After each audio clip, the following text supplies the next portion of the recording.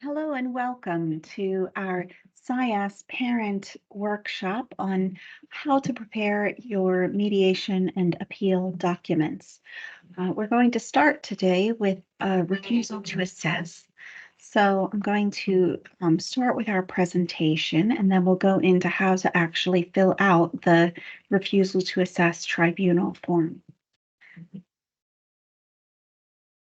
So the first thing to note is when do you have the legal right to appeal to the SEND Tribunal? And this is following a local authority decision in which you receive a decision letter. These include when the local authority has refused to carry out an education, health, and care needs assessment, or at the conclusion of an EHCNA when they have refused to issue an EHCP, or following the issuing of an EHCP or an annual review if you disagree with the content of sections B, F, and I. And finally, when a decision to cease to maintain an EHCP is made. These are all of the times when you would have the opportunity to appeal to the SEND Tribunal. And following each of these decisions, you will receive a letter via email from your EHCP coordinator, which gives you the legal right to appeal. And in the London Borough of Sutton, these letters often look something like this. They'll start with the child's name, and they'll explain why, for instance, a needs assessment was not agreed. So they might say something like, we recognize that your child has special educational needs or a disability, but we feel that their needs can be met in school or something like that. And then that will also offer you a next steps meeting usually. And they'll also give you the information to contact global mediation if you disagree and would like to further resolve the situation. So in order to exercise your right of appeal, you will need both your decision letter and also a mediation certificate. So that means that you will need to contact global mediation before you can exercise your right of appeal. So that's really important to note. And all of those contact details are listed on that letter from the local authority. So according to the SEND Regulation 33, those wishing to appeal any decision other than a decision where the only issue is Section I must at least consider mediation. So this means that you don't actually have to go through with mediation if you don't think that's the right decision in your case, but you have to at least contact the mediation company, listen and hear about what mediation is about, what the benefits might be for you, and then make a decision. If you decide to go through with mediation, then they'll schedule a mediation meeting between you and the local authority. And if you don't decide to go through with mediation, then they'll issue you your mediation certificate then and there. If you do decide to go through with mediation, then you will receive your mediation certificate following your mediation. When you receive a decision letter, you have 60 days from the date on that decision letter to contact global mediation. So that's really important to note in terms of deadlines. You must contact the mediation company within 60 days of the date on that decision letter, or else you won't be able to appeal that decision. And then following a mediation, you'll then have 30 days after the mediation itself to register your appeal. So the total timeline, the maximum amount of time that you have is 90 days from the date on that decision letter. So how to appeal to the SEND Tribunal when it's a refusal to assess decision? So the Children and Families Act says that the local authority must secure an EHC needs assessment for the child or young person if, after having regard to any views expressed and evidence submitted, the authority is of the opinion that the child or young person has or may have special educational needs, and it may be necessary for special education provision to be made for that child in accordance with an EHCP. That's the legal test that the local authority is looking at and that the tribunal will be looking at to determine whether or not you have the right to an EHCP or to an EHCNA. So what this means is that this legal test, this whether or not the child has or may have special educational needs and whether or not it may be necessary for special education provision to be made through an EHCP, these 2 points are the things that you're trying to prove when you go to your mediation with the local authority and also when you submit your appeal to tribunal if that becomes necessary.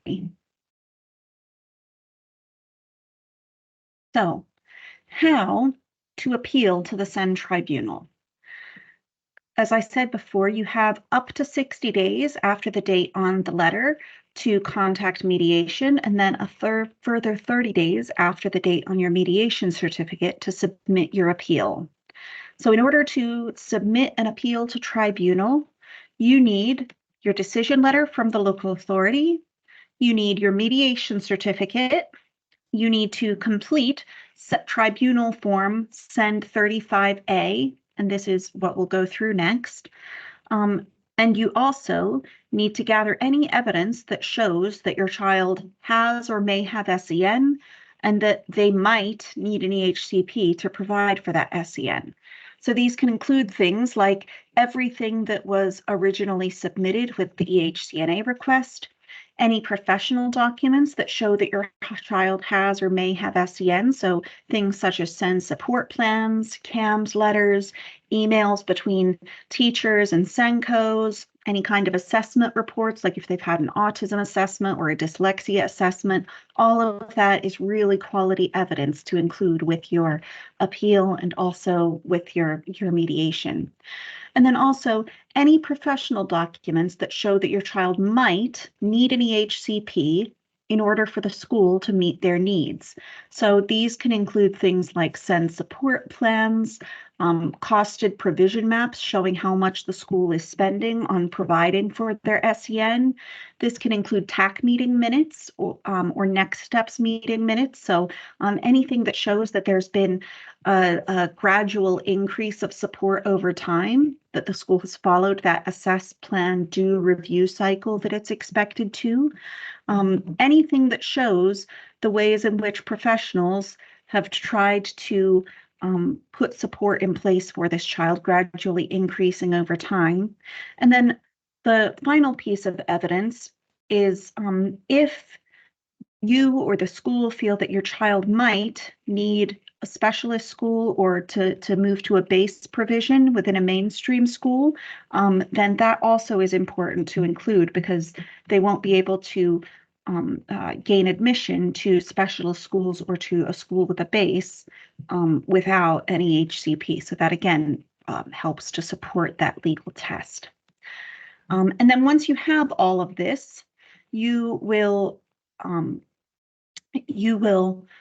submit all of this to the SEND Tribunal with new appeal in the subject line. So now I'm going to stop sharing my presentation for a moment, and I'm going to start sharing my appeal form that I have filled out.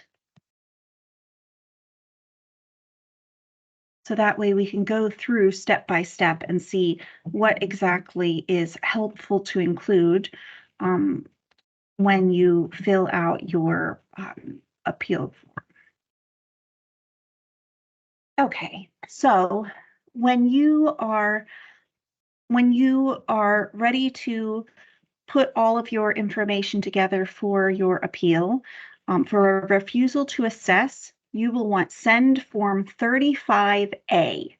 You can easily Google this, just Google SEND Form 35a, and it comes right up the exact link that you need to access this form. So this is the first page, and the first page is just, kind of the directions that I've already shared with you in part. So the section 1 is the demographic information. So first, I've clicked the box for a child under 16 years old. Of course, pick whichever category is applicable in your situation. I've filled out here the name, Jane Doe. I've selected female, and I've put the date of birth in here. Very straightforward so far. And then we'll continue to scroll down here. And section 2 is the reasons for appeal.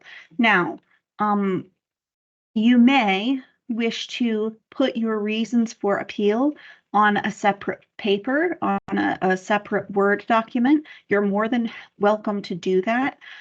When you fill out the tribunal form, you are limited by the space that are in each of these boxes on the PDF form. So if you feel like you have lots and lots of information that you would like to highlight, you are absolutely welcome to answer these questions on a separate Word document, so then you won't be limited by the space on the form. But for the purposes of illustration, I've just kind of answered the questions.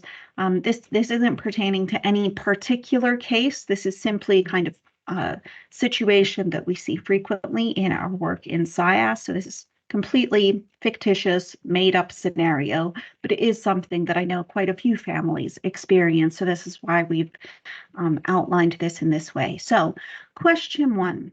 Whether the child or young person has or may have SEN. So it wants you to describe any special educational needs that the child or young person has. So I've said Jane has a diagnosis of autism and ADHD. She has always struggled to pay attention and sit still in class. She has always struggled with friendship issues in school and misunderstanding what was said to her. However, since transitioning to high school, she has been completely overwhelmed due to the sensory environment and multiple transitions between classes and teaching staff throughout the day. She is unable to pay attention to the learning at all in school anymore because she is constantly on high alert. In addition, she is now increasingly unable to attend school due to this increase in anxiety. Now, the next question is asking you about any concerns you have that she might have that haven't been formally assessed yet. So I've put by example here, Jane has been identified as having traits of dyslexia for which she has never received SEN, for which she has received SEN support, but has never been formally diagnosed. She finds reading or writing she finds every reading or writing heavy lesson extremely difficult, which increases her feelings of overwhelm. So again, she doesn't have a diagnosis of dyslexia here, but she has some signs of dyslexia, and I'm just explaining, what that looks like for her in school, how this impacts her ability to access learning. And then the second part of the legal test is whether the child or young person may require an EHCP. So to answer that, I've said Jane has been on SEND support since reception, and as such was given a really robust transition plan into high school with lots of opportunities for nurture, but this has not successfully prevented these difficulties. While she has diagnoses of ADHD and autism, her speech, sensory, and learning needs have never been fully assessed. And the level of support that she is receiving now in high school is not high enough to fully support her needs. She needs an assessment so that we all fully understand her needs, which may include a higher level of specialist support than she would ordinarily receive in a mainstream secondary school without an EHCP. Furthermore, if her anxiety continues to increase at its present rate, she may require a smaller placement at a smaller specialist school for which she would need an EHCP. So now section 3 is, again, just very straightforward. It says which local authority made the decision that you're appealing against. So that would be the London Borough of Sutton for anyone who's in Sutton. And then it says, what's the date on the decision letter from the local authority? So again, purely fictitious case. I've stated the 1st of March, 2024. So now this is asking, is the appeal being made late, or do you have no mediation certificate? Again, this should really be the exception rather than the rule. So if you have to submit an appeal after the 2 months, this is where you would explain why you're doing that. But I've left this blank because this really shouldn't be happening on a regular basis. So for most people, you will have a mediation certificate and it will be within those first 2 months.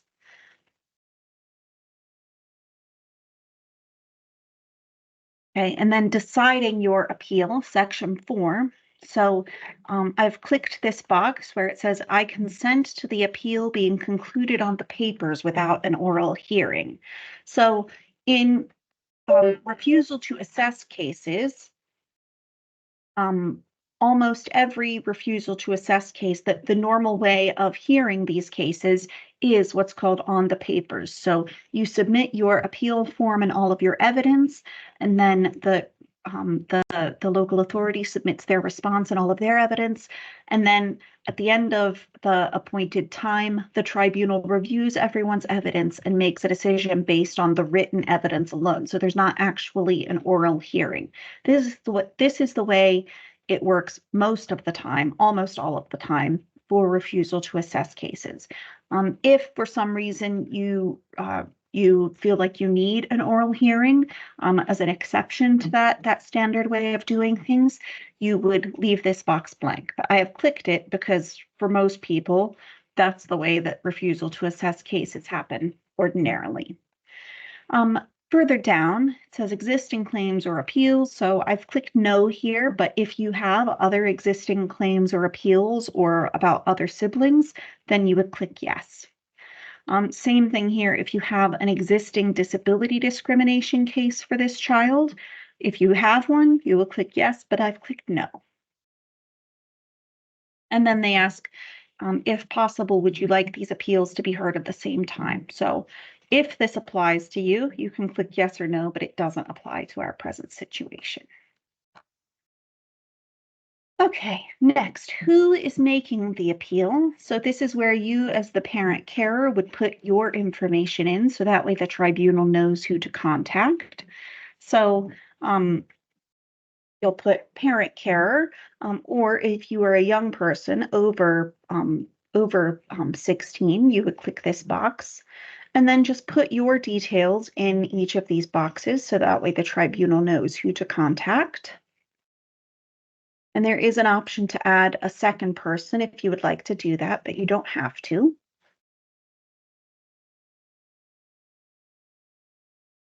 And then section 6 says who else is involved in the appeal. So for most people, this will not apply. This is if there's a deputy, if an organization or a person shares parental responsibility or has been appointed by the deputy court of protection, then you're to give those details of that organization who has shared a parental responsibility. But in most cases, you'll leave this blank unless this very particular situation applies to you. And then down here where it says your advocate, this is only filled out if you are a young person making this appeal on your own and you have an advocate who's supporting you with this. If you're a parent carer, then you leave this blank. And then here, representative, you don't need a representative. Most appeals should be able to be heard without a representative. However, if you have someone from SIAS, or if you have received legal aid, or if you have a solicitor who's working on your behalf, you'll add all of their details here.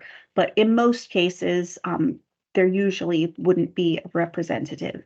So I've clicked no, but if you have a representative, you can click yes and add all of their contact details in here.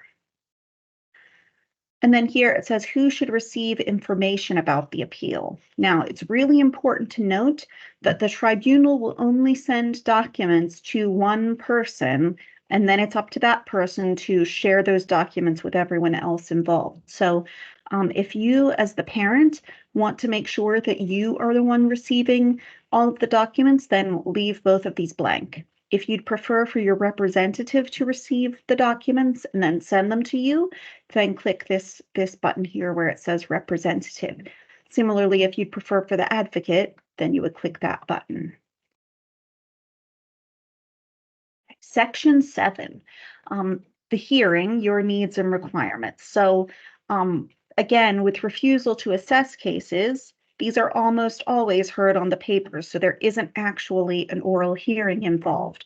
But it does ask you questions here, excuse me, about, it does ask questions here about your needs as a parent carer.